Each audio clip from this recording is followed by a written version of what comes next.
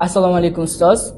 Menimcha sizni Koson tumani bo'yicha tanimagan inson bo'lmasa kerak, ammo shunday bo'lsa ham o'zingiz haqida qisqacha gapirib bersangiz. Avvalo Ozodjon, juda mubolag'ali alqob bo'ldi. Bu uchun alohida tashakkur.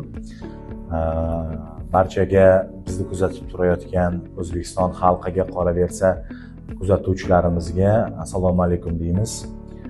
Mana hozirda men ya'ni Rahmetdinov Jo'rabek Umarqul o'g'li kurslar o'quv markazida hamda 7-umumiy o'rta ta'lim maktabida ona tili va adabiyot fani o'qituvchisi lavozimida faoliyat yurityapman va qo'ldan kelgancha yoshlarimizga, ilm sohiblariga o'zbek tilini naqadar nechog'liq boy meros ekanligini uqtirishga qaysidir ma'noda qo'ldan kelgancha harakat qilyapman. Bugungi kunda davlatimiz rahbari va hukumatimiz tomonidan pedagoglarga bo'lgan e'tibor kun sayin ortmoqda va siz ham bu e'tibordan chetda qolmadingiz.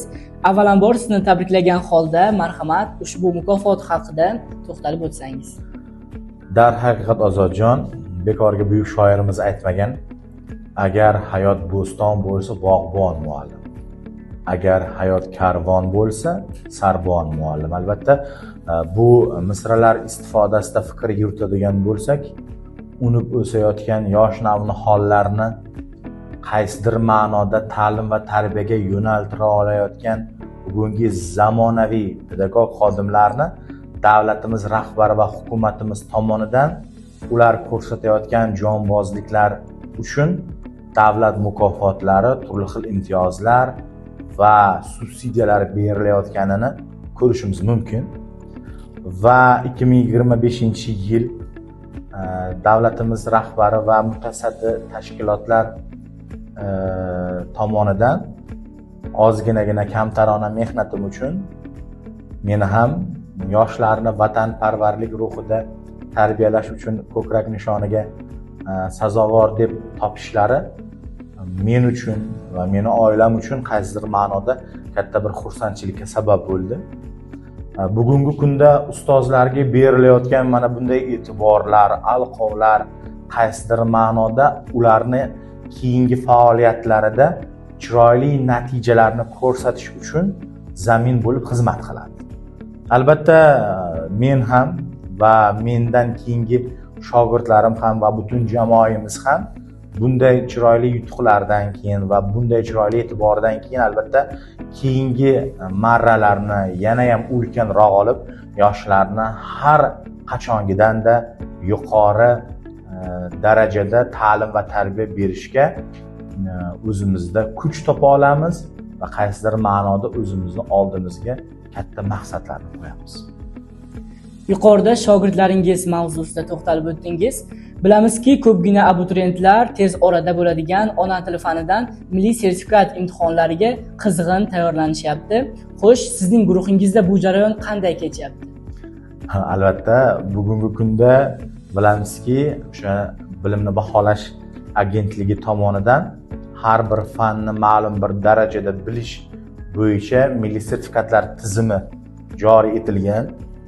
Shu xususda aynan bizni ham ona tili, ya'ni o'zbek tili faniga qaratilayotgan e'tiborni biz aynan mana shu tizimdan ham bilishimiz mumkin. Bugungi kunda o'zbek tilini xalqaro darajada olib chiqilayotganligi bu juda ham quvonarli hol va yaqinda bo'lib o'tadigan 19-20 aprel sanalarida bo'lib o'tadigan o'zbek tilini bilish darajasi bo'yicha milliy sertifikat tizimida hozirda qariyb 50 nafarga yaqin o'quvchi tayyorlayapman onlayn va offlayn tarzda. Va biz hozirda tizimlashgan tarzda qaysidir ma'noda joyi kelganda o'sha qattiqqo'llik tizimida, ba'zi o'rinlarda esa o'sha chiroyli qochirimlar bilan o'quvchini qaysidir ma'noda ruhiyatini ko'tarish, unga o'sha motivatsiyalar berish orqali hozirda qizg'in tayyorgarlik o'sha qismlarga bo'lgan tarzda albatta olib boryapmiz. Avvalo biz Alloh birinchi navbatda Allohni zikr qilgan holatda albatta chiroyli natijalar, go'zal o'sha chiroyli va go'zal qaysidir ma'noda insonni quvontiradigan ko'rsatkichlarni ko'rsatish uchun harakat qilyapmiz. Ko'plab yillik tajribalaringizdan kelib chiqqan holda katta hayot bo'sag'asida turgan yoshlarga qanday maslahat va tavsiyalar bera olasiz?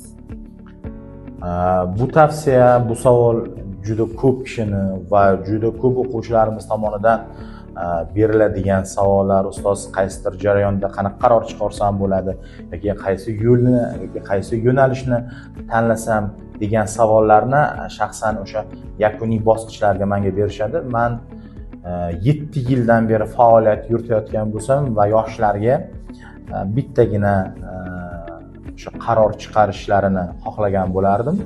Shunday bir qaror chiqarishsinlarki va uning orqasidan afsuslanish umuman bo'lmasligi kerak. Bugungi kunda juda ko'pgina yoshlarimizda o'sha ta'lim olish jarayonida unga qaysidir ma'noda o'sha xalaqit beradigan, ularni o'sha ko'rsatkichi yuqori bo'lishiga salbiy ta'sir ko'rsatadigan omillar bor ozod. O'sha omillardan biri o'sha albatta yoshlarimizda bu juda ham aktual mavzu, telefonlarda noo'rin, nojo'ya holatlarda foydalanish. Agarda mana shu narsalardan voz kechilsa va o'zlari tanlagan maqsad sari intilishsa, hozirda bilamizki 5 ta fandan imtihon bo'layapti va mana shu 5 ta fanni iloji boricha o'sha yil yakuniga qadar, sarhisobga qadar iloji boricha hozir mana biz yuqorida aytib o'tdik, sertifikatlash tizimi joriy qilingan. O'sha har 5 ta fandan ham o'sha sertifikatlash tizimini qo'llagan holatda sertifikatlansa, o'quvchilarimiz nur ustiga a'lo nur bo'lardi va juda ham yangi bo'lib o'tgan o'sha xursandchiligimizni chek-chegarasi yo'q Ozodjon. Avvalo Kursor o'quv markazida o'sha jonkuyar ustozlar tomonidan tayyorlangan o'sha Boyto'rayev Faxriyorning natijasini albatta aytmasak mubolag'a qilgan bo'lamiz, chunki uning ko'rsatgan natijasi o'sha 4 ta fandan milliy sertifikat sohibi bo'ldi va 189 ballik ko'rsatkichni ko'rsatib, oldindan o'sha talabalik baxtini naqd qilib qo'yganligi bu qaysidir ma'noda ko'pgina yoshlarimizga motivatsiya bo'la oladi. Va men jumlam oxirida shu so'zlarni keltirishni o'zimga lozim deb topdim. Ta'lim va tarbiya bu insonning aks ko'zgusidir. Qayerda, qanday holatda bo'lmasin, ta'lim va tarbiya birgalikda uyg'unlikda olib borilsa, o'zlari ko'rsatgan va o'zlari xohlagan natija va yo'llarni chiroyli bosib o'tishadi. Yoshlarimizga omad, zafar, barcha o'quvchilarga o'zlari kutayotgan natijalarni eng yuqori pog'onalarda egallashlarini so'rab qolamiz va yaqinlashib kelayotgan 19-20 aprel sanalarida bo'layotgan imtihonlarda tayyorgarlik ko'rayotgan birinchi xonani naqd qilgan meni qora ko'zlarimga ham Alloh taolo o'zini inoyatini, iznini va o'zini ajrini beradi degan umidla chiroyli duolarimizda, chiroyli so'zlarimizda va chiroyli niyatlarimizda o'quvchilarimizga omad, zafarlar va ulkan muvaffaqiyatlar tilaymiz. Qisqa va mazmunli suhbat uchun tashakkur bildiramiz va kelgusi faoliyatingizga ham omad tilab qolamiz. Sog' bo'ling, salomat.